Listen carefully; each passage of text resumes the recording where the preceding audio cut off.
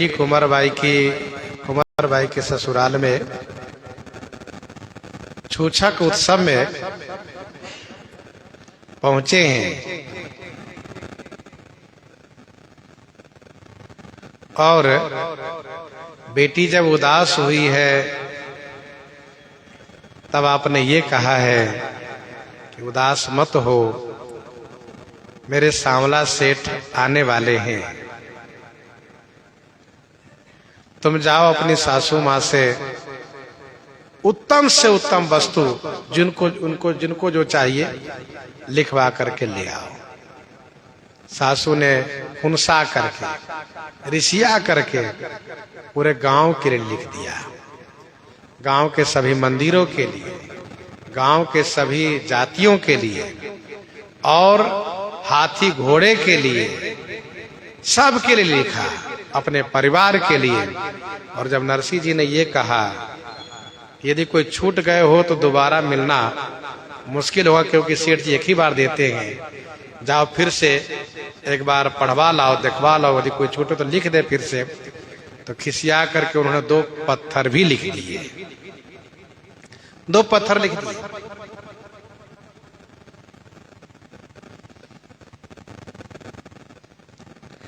कागद ले आई और नरसिंह जी को रुकने के लिए वह मकान दिया गया जो टूटा फूटा है, तथा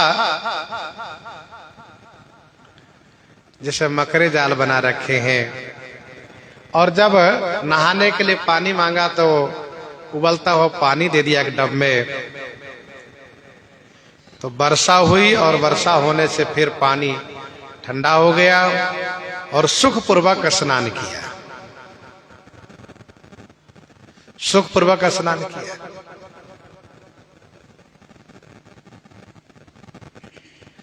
कोठरी संवारी आगे परदासो दियो डारी, लय बजाई तार बेस अगणित आए हैं।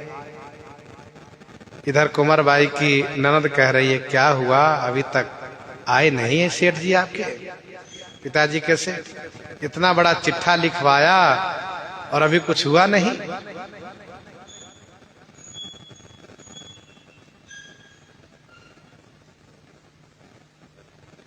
फिर इसी बीच सूचना मिली कि सांवला सेठ आ गए। अच्छा हुआ क्या बीच में, कल जो हम लोग चर्चा कर रहे थे खीर की बात, तो जब नरसिंह जी खीर पा रहे थे तो लोगों को बड़ी ईर्ष्या हुई। फिर जैसे तैसे उन्होंने समझाया, सबको खुश किया। और भोजन के बाद नरसिंह जी ने अपने उन कीर्तन मंडलियों से कहा चलिए चलते हैं गांव भ्रमण करके आते हैं, कीर्तन करके आते हैं। और जब कीर्तन के लिए निकले, ढोल मजीरा मृदंग लेकर के सब नाचते गाते, और नरसिंह जी जब नाचने लगे तो किसी ने कहा आपके समधी जी तो कीर्तन के लिए नगर भ्रमण में निकले हैं। बेचारे वे श्री रंगधर राय जी बेचारे बड़े संकुचित हुए। उन्होंने युक्ति निकाली, उन्होंने ये कहलवाया कि जाओ कह दो समधी जी से कि सांवला सेठ आ गए। तो किसी ने कहा कि आपको सेठ जी आएगा, तो बेचारे नरसिंह जी लौट के चले आए। फिर अभी तो आए नहीं है, तो बैठ के ही कीर्तन करने लगे। अब इधर ठाकुर जी सेठ का वेश बनाए, रुक्मिणी जी सेठानी जी बन गई, बढ़िया रथारूढ़ होकर के, और पीछे कई बैलगाड़ी में सभी सामग्री भर करके आए और यहां पर सब रख दिए।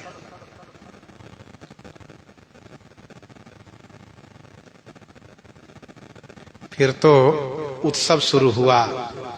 नरसिंह जी ने अपनी बेटी से कहा कुंवर बाई जाओ अपने सास से कहो कि सबको बुलाओ, मैं सबके लिए आ गया है।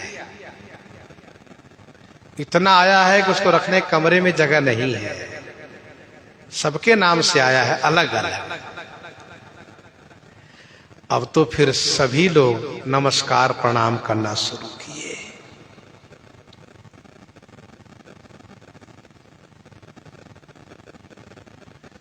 जय जयकार शुरू हो गई। अब देखिए यहां दोनों तरफ से खींचातानी चल रही है, अब तक चल रही थी।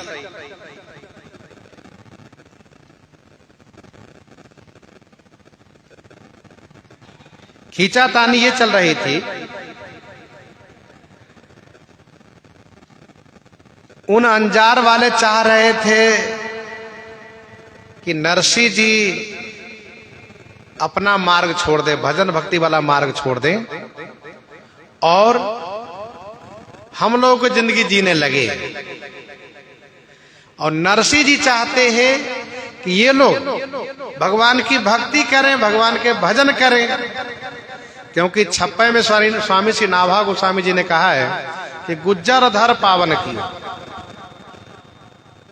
जगत विदित नरसिंह भगत जिन गुज्जर धर पावन की। तो इसीलिए उन लोगों ने टूटी फूटी घर में ठहराया, उबलता हुआ पानी दिया, लेकिन नरसिंह जी भी पीछे नहीं हटने वाले। ठाकुर जी से कहते, सांवला सेठ जी से सुनिए, इन सबको भक्त बनाइए। अच्छा ठीक है। इसलिए वर्षा हो गई, और वर्षा होने में क्या हुआ कल हम लोग सुनवे किए।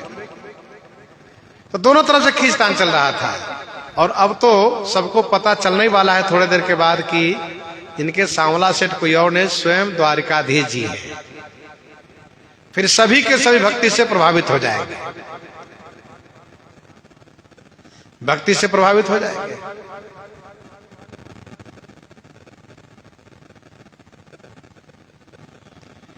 एक सिद्ध कोटि के संत थे जिनका नाम था निपट जी, लेकिन वे एक नदी किनारे रह करके अपनी साधना करते थे और सबके प्रति दया भाव रखते थे, सबके प्रति समभाव। धर्म को लेकर के इनके मन में कोई संकुचित विचार नहीं था, सबको आदर देते, चाहे हिंदू हो मुसलमान हो, सबको मानते थे, सबके प्रति दया भाव। उनकी मान्यता था भगवान एक है, सब मनुष्य एक है। पहले मनुष्य है, इसके बाद जाति में है, अलग अलग धर्म में है सब। तो कुछ मुसलमानों ने देख लिया कि ये तो बढ़िया है, इनको तो मुसलमान बनाया जा सकता है। तो बादशाह से उन लोगों ने कहा, बादशाह ने कहा ठीक है। बुलाया निपट जी को दरबार में, पूछा ये बताइए कि भगवान एक हैं कि दो हैं? तो निपट जी ने कहा भगवान तो एक ही है, चाहे हिंदू हो मुसलमान हो सिख हो ईसाई हो, सबके भगवान एक ही है। सबकी अपनी अपनी नजरिया हैं, जैसी जिसकी दृष्टि वैसे भगवान दिखाई देते हैं। तो बादशाह को बात अच्छी लगी और सब लोगों ने बड़ी प्रशंसा की। देखो ये निपट जी भेद नहीं मानते हैं, हिंदू मुसलमान में कोई भेद नहीं मानते हैं, भगवान में, भगवान श्री राम जी में, कृष्ण जी में, खुदा में कोई भेद नहीं मानते हैं। तो बादशाह ने कहा कि बहुत अच्छी बात है, बड़ी प्रशंसा निपट जी की गई। इसके बाद ये हुआ कि भोजन कराया जाए, भोजन की तैयारी हुई, भोजन मंगवाओ, भोजन की थाल। तो भोजन की थाल सबके लिए आई, वो बादशाही भोजन की थाल।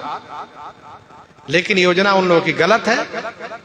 तो बादशाह भोजन के पहले हाथ धोए, सुराही के पानी से उनका हाथ धुलवाया गया, और लोगों ने भी बढ़िया जल से, पानी से हाथ धोया सबने। निपट जी से दिया गया सुराही का जल, सुराही वाला जल, लीजिए आप भी हाथ धो लीजिए। कहा नहीं नहीं रुकिए। फिर वो दूसरी तरफ घूम गए और लवशंका से हाथ धो लिए।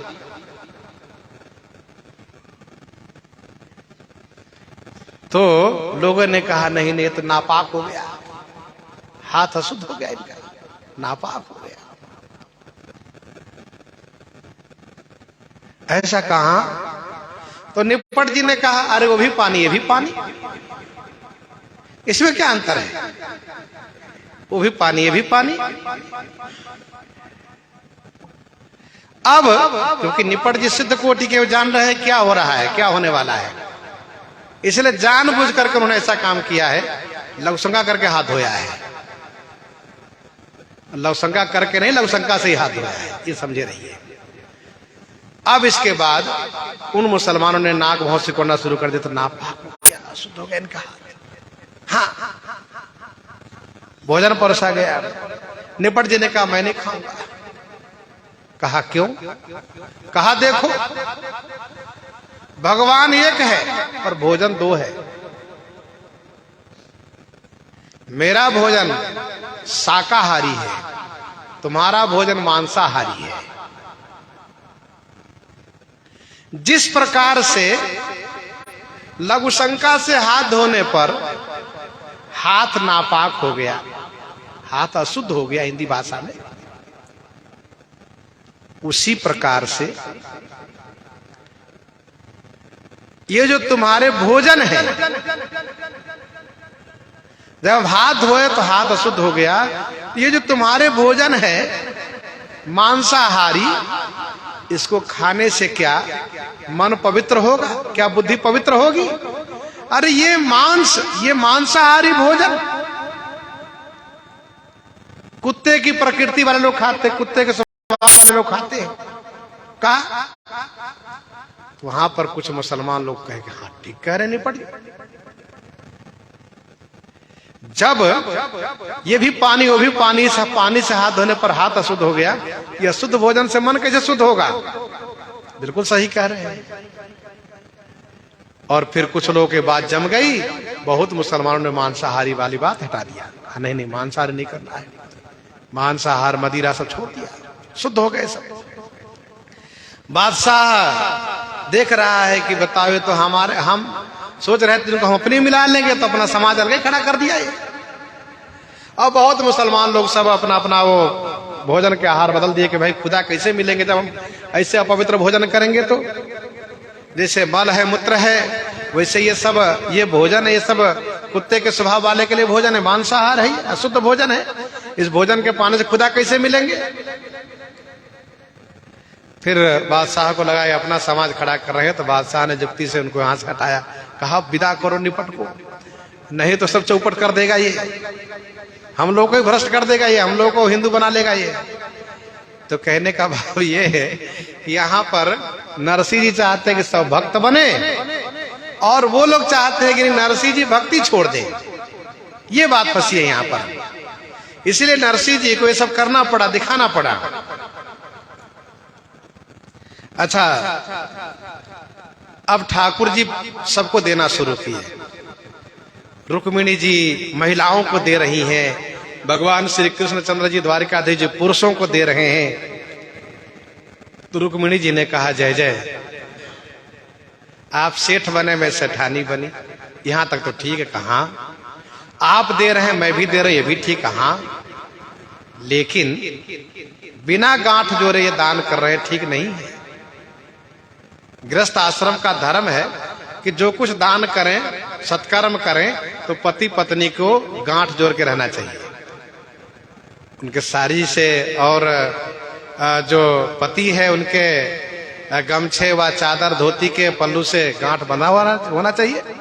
आज भी पूजा पाठ कराने, विशेष कर सत्कर्म में पंडित जी कहते सुनिए पहले गांठ बांधिए, गांठ बांध के फिर करिए पुण्य कर्म। तो भगवान द्वारकाधीश जी ने, सेठ जी ने कहा अभी क्या बिगड़ा है, अभी तो बहुतों के बाकी हो जाए गांठ जोड़ा।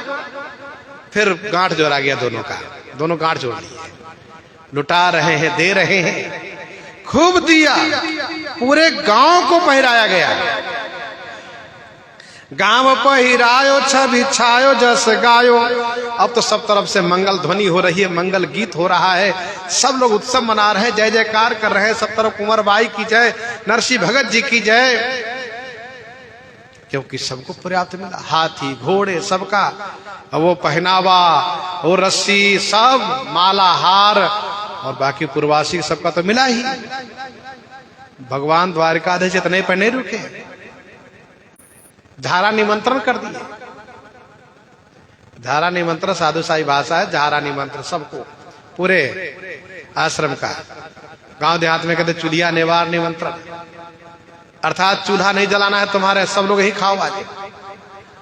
अब ठाकुर जी सबको निमंत्रित करवा दिए। अब सब आए पाने के लिए भोजन।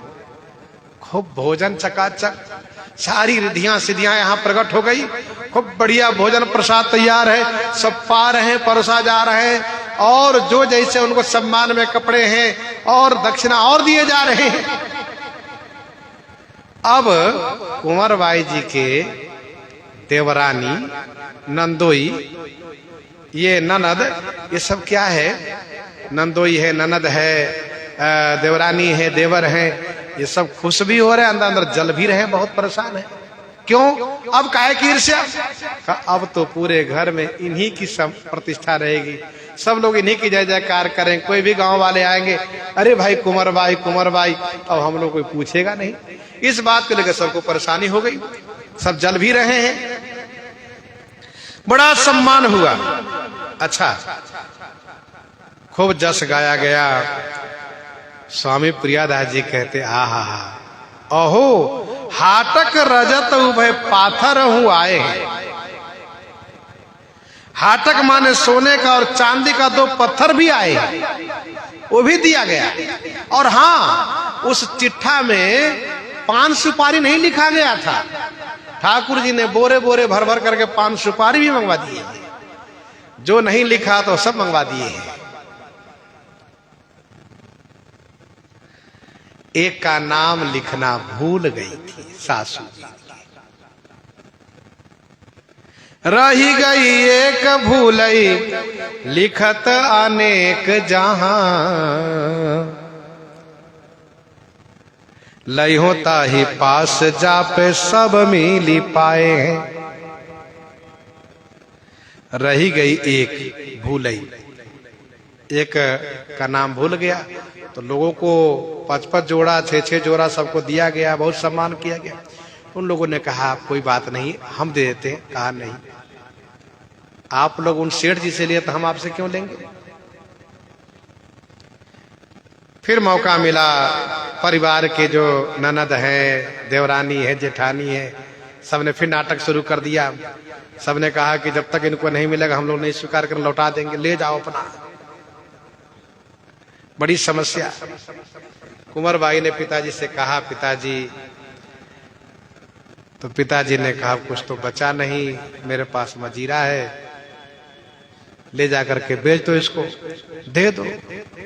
बेच करके कपड़ा लाया गया, दिया गया। कहना हम वैसे भी नहीं लेंगे, हम उन्हीं के हाथ से लेंगे जिन्होंने सबको दिया है। जिन सेठ जी ने, जिन सेठानी जी ने दिया है सबको, तो हम तो उन्हीं के हाथ से लेंगे, नहीं तो हम नहीं लेंगे, हमें नहीं चाहिए। कुंवरबाई ने कहा, पिताजी आपके अपना सेठ हैं, अब एक बार और बुला लीजिए, लज्जा रह जाए। अब इनको क्यों कष्ट होता रहेगा, इनको भी भरपूर दे ही दिया जाना चाहिए। नरसी जी ने कहा, ठीक है बेटी, तुम चाहती हो तो कोई बात नहीं। बीनती करत बेटी दीजिए जुलाज रही, दियो मंगवाए हरि फेरी के बुलाए हैं। बीनती करत बेटी,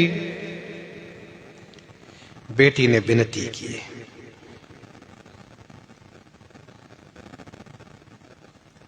दीजिए जो लाज रहे, पिताजी इनको भी दे दीजिए जिससे लज्जा रह जाए। दियो मंगवाए हरि फेरी के बुलाए हैं। नरसी जी ने पुनः श्री हरि को बुलाया, और बुलाने से फिर भगवान सांवला सेठ जी आए, दिया गया। अब सबको पता चल गया कि इनके सांवला सेठ साक्षात द्वारिकाधीश है। ये कोई साधारण सेठ इतना नहीं बांट सकता है, ये तो जगत के मालिक भगवान द्वारिकाधीश है। अंगन समात सुता तात को निरखी रंग,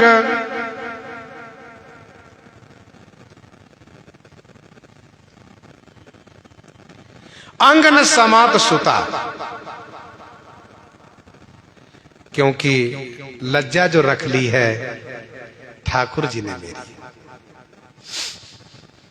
वृंदावन में गोविंद देव मंदिर के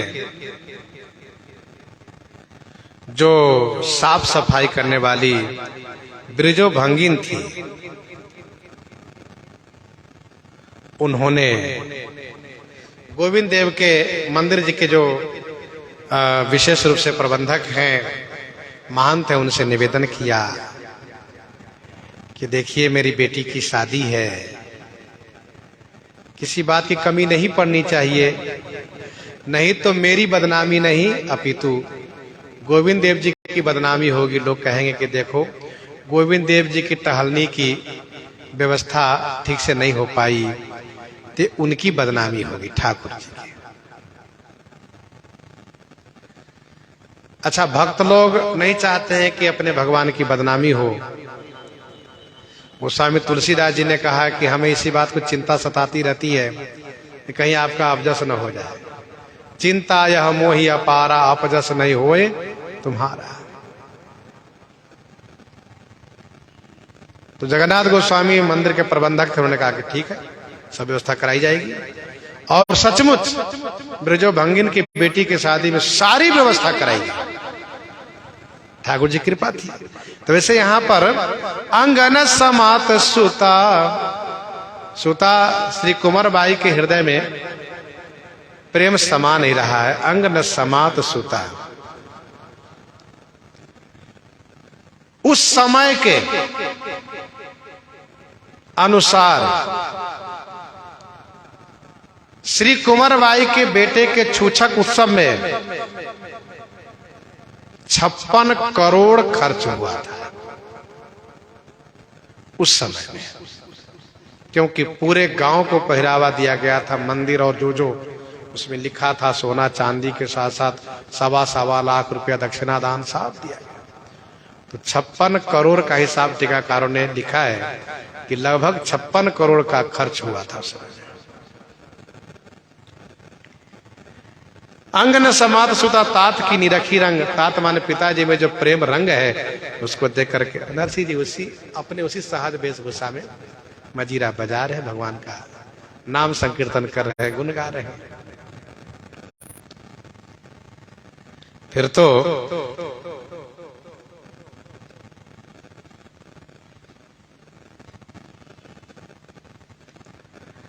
यहां पर एक 2 पद बड़ा सुंदर प्रस्तुत किया है टीकाकारों ने। बारी जाऊं रे सुंदर श्याम तारा लटकाने, लटके रघुवर रूप धरिने बचन पितानो पाल्या रे, लटके जय रण रावण रोलियो लटके सीता बाल्या रे। ये वहां की भाषा में उन्होंने गीत गाया है। सुन के नरसी की विनय आए रुक्मिणी श्याम, नरसी गायन में मगन और कछु नहीं काम, रहे भरोसे राम के सदा उच्चारे नाम, तिनके कारज हरि करे सदा भक्ति बस राम। नारिन को श्री लक्ष्मी पुरुषन को घनश्याम, पटभूषण पहिरा वही भा नरसी को नाम। लटका पे बलि बलि गए श्री नरसिंह महाराज, वस्त्रन की वर्षा भई खोदत निकसे आज। एक बात और बताऊं, उन अंजार में ठाकुर जी ने कृपा ऐसी करी है कि वस्त्राभूषण की वर्षा करा दिया आकाश से। कहा लो, क्योंकि नरसिंह जी ने कहा था जैसे आपने द्रौपदी की लाज रखी वैसे मेरी भी लाज रखिए, तो ठाकुर जी वर्षा कर दिए वस्त्राभूषण की। टीकाकारों ने कहा कि आज भी उन अंजार में खुदाई किया जाता है, उस समय का अवशेष कुछ भी मिलता है, मतलब निकलता है भूमि से। गुजरात में उन अंजार में प्रसिद्ध है। बेटी कुंवरबाई ने कहा पिताजी मुझे लिए चलिए अपने साथ। नरसिंह जी ने कहा बेटी अच्छी बात है, चलो, बहुत सुंदर बात है। स्वामी प्रियादास जी कहते हैं संग चली आई, संग में चल के चली आई पिताजी के साथ। फिर क्या ससुराल गई? कहा नहीं, पति आदि बिसराए हैं, ससुर पति सास सबको भुला दिया, गई ही नहीं दोबारा। फिर तो कुंवरबाई भक्ति में तल्लीन रह गई। इस प्रकार से नरसिंह जी के और भी मंगलमय चरित्र आगे हम श्रवण करेंगे। इन्हीं के साथ सीताराम सीता राम सीता राम सीता राम।